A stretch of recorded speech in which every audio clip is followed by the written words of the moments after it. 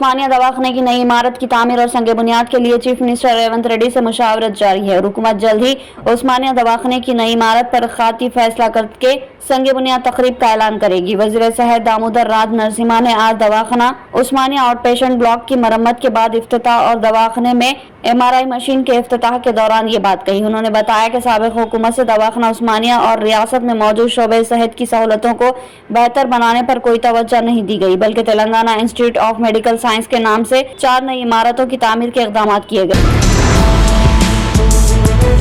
حیات نگر کے Narayana junior college کے احاطے میں مبینہ طور پر بجلی کا کرنٹ لگنے سے 20 جون جمعرات کی صبح انٹر فرسٹ ایئر کا ایک طالب علم فوت ہو گیا۔ تاہم والدین نے کالج انتظامیہ کی جانب سے لاپرواہی کا الزام لگایا۔ حیدرآباد شہر کے مضافات میں واقع حیات نگر میں واقع نارائنا کالج میں داخلہ لینے کے بعد گریش کمار مبینہ طور پر ناخوش تھا۔ اپنے والدین سے بار بار ناراضگی ظاہر کرنے کے بعد مبینہ طور پر اس نے جمعرات کی صبح گھر واپس آنے کی کوشش کی، تاہم وہ گھر واپس نہیں گیا۔ اس کے بعد گھر والوں نے پولیس میں اطلاع دی۔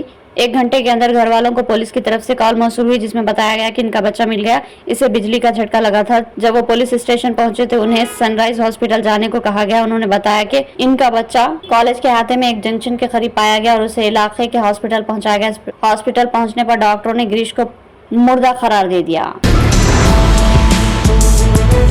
بنگلہ دیش کی وزیر اعظم شیخ حسینہ جو اپنے 2 روزہ دورے پر ہندوستان پہنچی، ہفتے کو راشٹرپتی بھون میں وزیر اعظم نریندر مودی نے گرم جوشی سے استقبال کیا۔ نیشنل ڈیموکریٹک الائنس NDA کی مسلسل تیسری بار حکومت بننے کے بعد بنگلہ دیش کی وزیر اعظم شیخ حسینہ ہندوستان کا دورہ کرنے والی پہلی غیر ملکی رہنما ہیں۔ بنگلہ دیش کی وزیر اعظم شیخ حسینہ جیسے ہی راشٹرپتی بھون پہنچی، صحن میں ان کا باقاعدہ استقبال کیا گیا۔ اس کے بعد انہوں نے اور وزیر اعظم مودی نے دونوں ممالک کے وزراء اور نمائندوں سے بھی ملاقات کی۔ آندھرا پردیش قانون ساز اسمبلی میں صدر تلگو دیشم چندر بابو نائیڈو نے نئی تاریخ رقم کرتے ہوئے اپنے عہدے کی تکمیل کی۔ YSR کانگریس دور حکومت میں تلگو دیشم پارٹی کے ارکان کی تعداد کم تھی اور اسمبلی اجلاس میں چندر بابو نائیڈو کو ہمیشہ برسر اقتدار پارٹی سے تنقیدوں کا سامنا کرنا پڑتا رہا۔ نومبر 2021 میں برسر اقتدار پارٹی کے بعض قائدین نے چندر بابو نائیڈو کی شریک حیات نارا بھونیشوری کے بارے میں بعض اہانت آمیز ریمارکس کیے، جس کے خلاف چندر بابو نائیڈو نے ایوان میں اظہار خیال کے لیے وقت مانگا۔ اس وقت کے اسپیکر ٹی ستیہ رامن نے چندر بابو نائیڈو کو مائک نہیں دیا اور برسر اقتدار پارٹی کے ارکان مسلسل تانے کستے رہے۔ ایسے میں چندر بابو نائیڈو نے ایوان میں اعلان کیا کہ وہ دوبارہ اسمبلی کی کارروائی میں شرکت نہیں کریں گے۔ انہوں نے عہد کیا تھا کہ وہ چیف منسٹر کے طور پر ہی اسمبلی میں داخل ہوں گے اور آندھرا پردیش کی عوام میری توہین کا بدلہ لے گی۔ اسمبلی چناؤ میں شاندار کامیابی کے بعد آج چیف منسٹر کے طور پر چندر بابو نائیڈو جب ایوان میں داخل ہوئے تو وہ غیر معمولی جذباتی دکھائی دے رہے ہیں۔ چندر بابو نائیڈو کے ایوان میں داخل ہونے کے بعد تلگو دیشم کارکن اور چندر بابو نائیڈو کے حامیوں کی جانب سے 19 نومبر 2021 کی وہ تقریر سوشل میڈیا پر وائرل کی گئی۔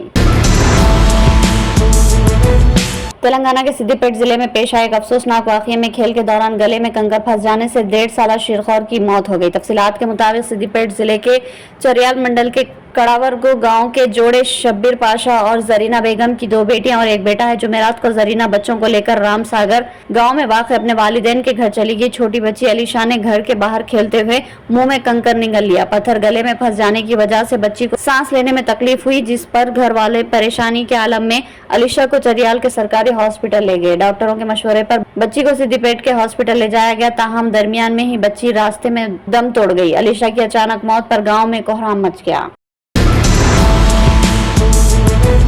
حیدرآباد میں کل رات پولیس کی جانب سے چوروں کو پکڑنے کے لیے ہوائی فائرنگ کی اطلاع ملی۔ فوری طور پر ملی اطلاع کے مطابق کل رات سکندرآباد کے چلکل گڑا علاقے میں سیل فونز راہزنوں کی ٹولی کو پولیس نے پکڑنے کی کوشش کی، جس پر وہ فرار ہو رہے تھے۔ اس دوران معلوم ہوا کہ ایک کانسٹیبل نے ہوائی فائرنگ کی، بعدازاں 3 راہزنوں کو حراست میں لے لیا گیا۔ پولیس کا کہنا ہے کہ فائرنگ نہیں کی گئی، دکمپل میں اتفاقی طور پر مس فائر ہوا۔ مزید تحقیقات جاری ہے۔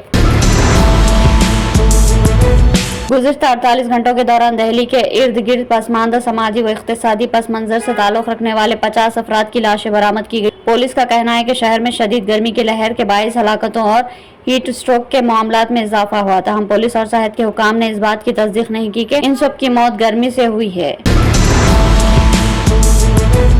तमिलनाडु में जहरीली शराब पीने से होने वाली हलाकतों की तादाद 47 होगी। मीडिया रिपोर्ट के मुताबिक कच्ची शराब पीने से मुतादिद अफराद की हालत खराब होने का वाकया चारशंबे के रोज पेश आया, जिसके बाद तकरीबन 150 अफराद को हॉस्पिटल मुंतकिल किया गया, जहां अब तक 47 अफराद की हलाकत की तस्दीक हो चुकी है, जबकि 100 से ज्यादा अब भी जेर इलाज है। मुकामी हुकाम ने बताया कि चेन्नई से 150 मील दूर जिले कलाकरची में जहरीली शराब पीने से मुतासिर होने वाले अफराद को शदीद उल्टियां, हैजा और मैदे के दिगर अमराज की शिकायत हुई, जिसके बाद उन्हें फौरी तौर पर करीबी हॉस्पिटल मुंतकिल किया गया। हुकूमत ने जुमा को कहा कि इस साल हज के दौरान 98 भारतीय आज़मीन सऊदी अरब में फौत हो गए। वज़ारत के मुताबिक तमाम अमवात कुदरती बीमारी, बुढ़ापे की वजह से हुई। वज़ारत ख़ारिजा ने कहा कि हर साल बहुत से आज़मीन हज पर जाते हैं। इस साल 1,75,000 भारतीय आज़मीन हज के लिए सऊदी जा चुके हैं। हज का बुनियादी दौरानिया 9 से 22 जुलाई तक है। अब तक 98 आज़मीन की मौत हो चुकी है। वजूहात कुदरती बताई गई।